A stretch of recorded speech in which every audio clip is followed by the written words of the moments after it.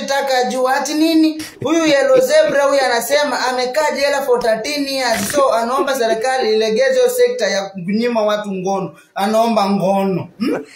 Na anaomba walegeze sekta, wapeleke watu wanaume kama 3 huko jela wakifanya nini? Wakisenyenta, si ndio?